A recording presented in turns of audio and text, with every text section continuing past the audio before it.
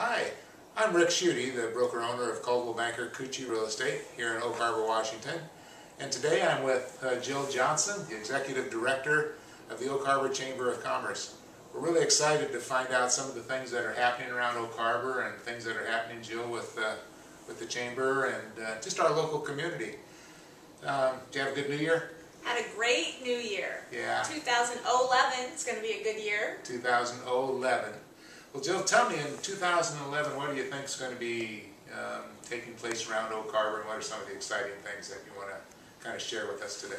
The big change, obviously, will be all the investment on Pioneer Way. There's a traffic revision, but more than that, it's kind of really a street improvement down there, bigger sidewalks, making it a lot easier for people to shop and park and get down there. Sure. So that'll be the biggest undertaking, I think, in the town.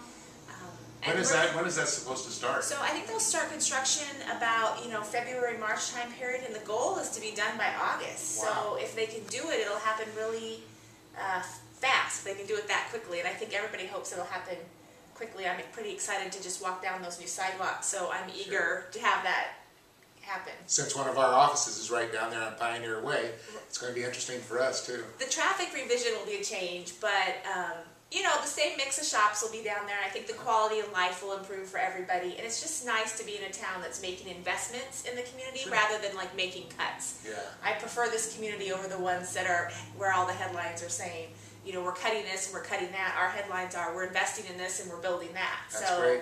It's exciting, I think. That's really exciting for the business community too here in Oak Harbor, and just for all of us locals.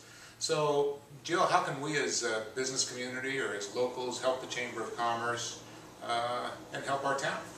The stronger the businesses are, the stronger the Chamber is, and the more involved the community is with our events and supporting our businesses through shopping, the stronger the Chamber is.